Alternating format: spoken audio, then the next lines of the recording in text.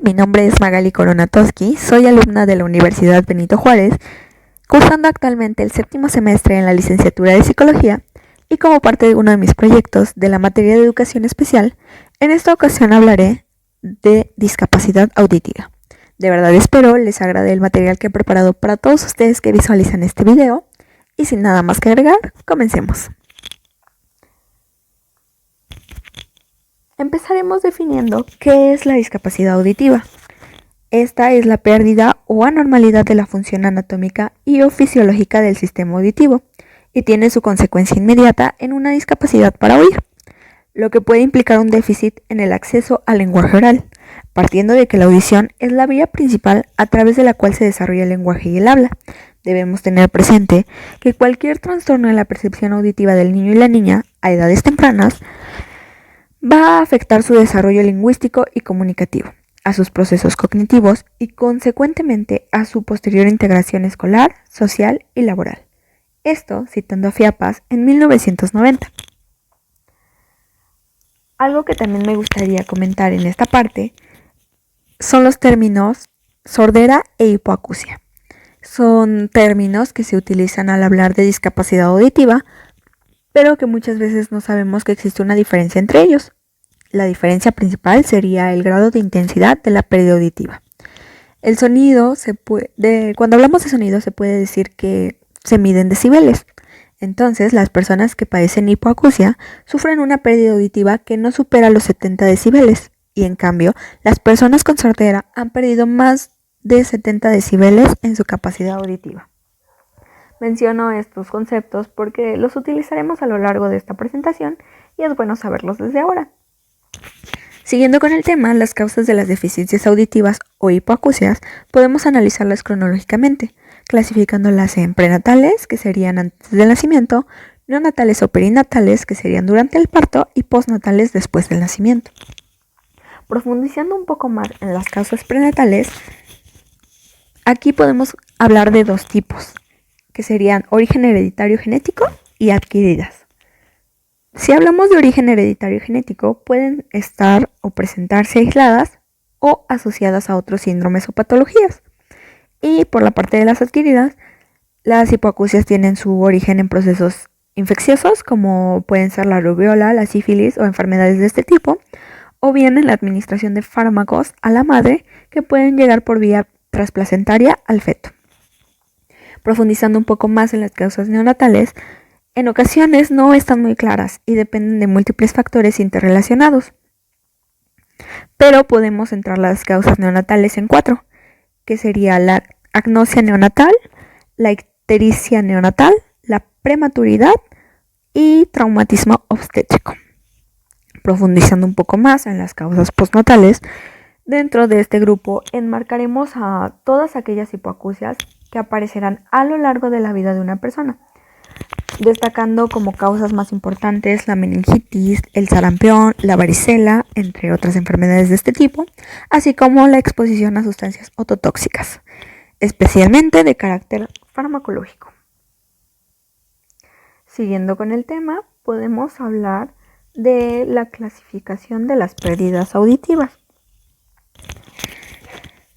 Esta es en función de los fines, criterios y puntos de vista de los autores que han llegado a abordar el tema.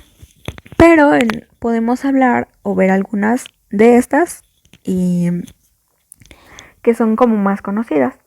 Podemos hablar de una clasificación audiológica, es decir, tomaremos como referencia la pérdida auditiva o el umbral de nivel de audición.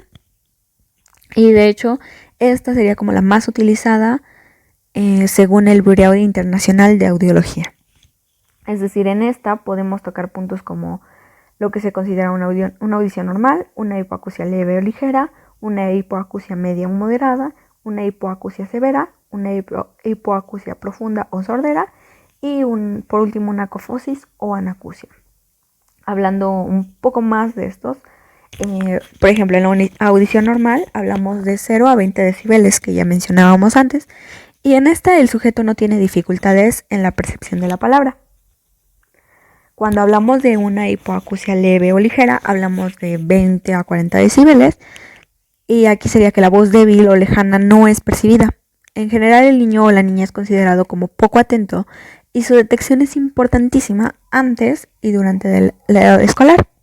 Si hablamos, por ejemplo, de una hipoacusia medio moderada, hablamos de 40 a 70 decibeles. Aquí el umbral de audición se encuentra en el nivel conversacional medio. El retraso en el lenguaje y las alteraciones articulatorias son muy frecuentes en esta parte. Y si hablamos, por ejemplo, de una hipoacusia severa, que ya sería como de los 70 a los 90 decibeles, es necesario elevar la intensidad de la voz para que ésta pueda ser percibida. Y aquí puede ser que el niño presente un lenguaje muy pobre o incluso que carezca de él. Si hablamos de hipoacusia profunda o sordera, que serían ya más de 90 decibeles, sin la rehabilitación apropiada, estos niños no hablarán y solo percibirán los ruidos muy intensos. Será casi siempre más por la vía vibrotráctil que por la auditiva. Y ya por la parte de cofosis o anacusia, aquí sí ya es la pérdida total de la audición y se puede decir que son pérdidas excepcionales. Esa sería una clasificación. Hablando de otra clasificación sería la otológica, en donde está relacionada con la función del lugar de la lesión. Es decir, podemos hablar de hipoacusia de conducción o transmisión, que sería como producida en una parte del oído externo o medio. De igual manera podemos hablar de sordera neurosensorial o perceptiva, que es cuando está dañada la cóclea. En esta parte les incluye una imagen de las partes del oído, por si alguna parte no estaba como muy clara.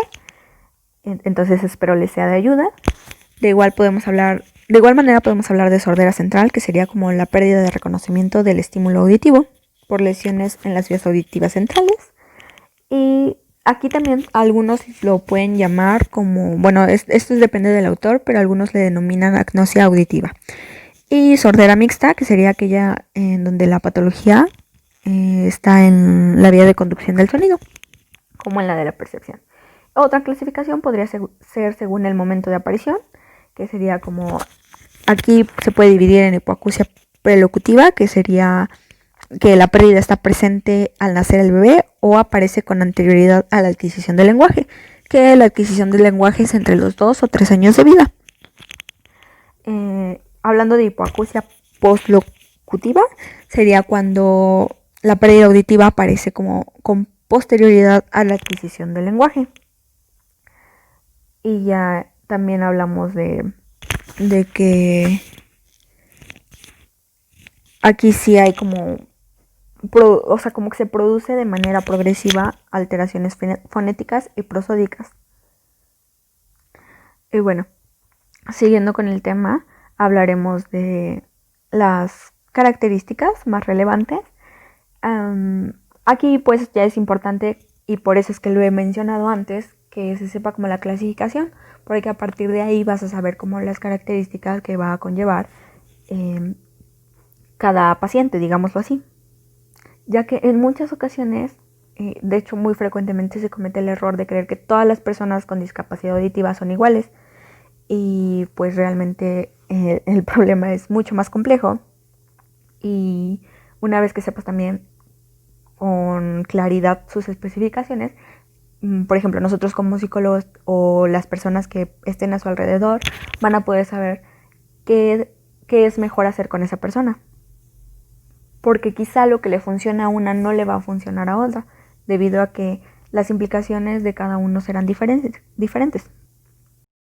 Y es por eso que también me gustaría comentar acerca de las dificultades que se pueden presentar en la escuela, ya que su desarrollo cognitivo se ve mermado debido al déficit informativo y a la falta de aprovechamiento de sus experiencias, lo que puede derivar en una falta de motivación para el aprendizaje.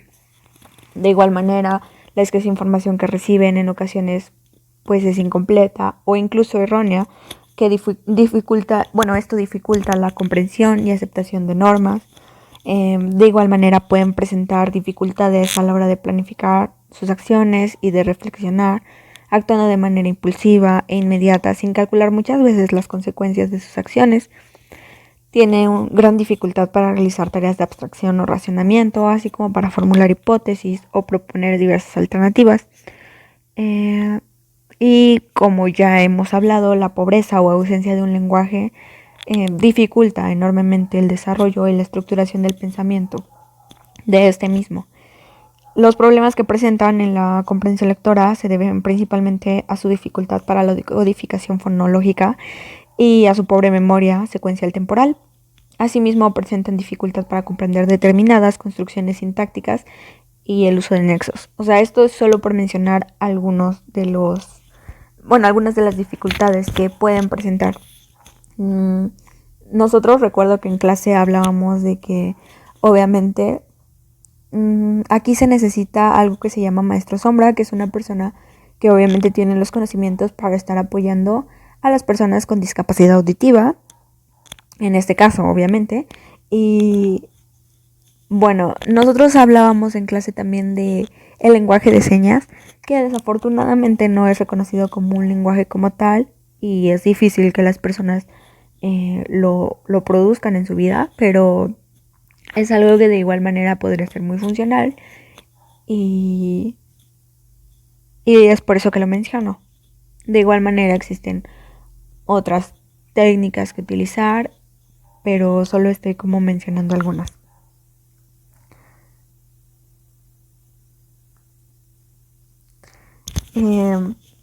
Bueno, como les mencionaba, existen algunas técnicas. En esta presentación, en esta diapositiva, me enfoqué en presentarles una infografía que yo encontré, que es de cómo comunicarse con una persona sorda, porque la verdad me llamó mucho la atención y se me hace muy interesante. Espero puedan visualizarla bien y leerla, o tomarse un minuto para leerla toda, porque es muy, muy buena. De igual manera, en esta parte podemos hablar que algunas de las técnicas de apoyo pueden ser las prótesis, como por ejemplo lo serían los implantes cocleares. Si no los conocen, en la diapositiva de características he colocado una imagen para que se den una idea y estos se ponen en contacto por un cable y un imán. Puede ser definido como un aparato que transforma los ruidos o sonidos del medio ambiente, también llamados señales acústicas, en energía eléctrica, que es capaz de actuar sobre las aferencias del nervio coclear, de ahí el nombre, desencadenando una sensación auditiva en el individuo. Y no solo existe esto.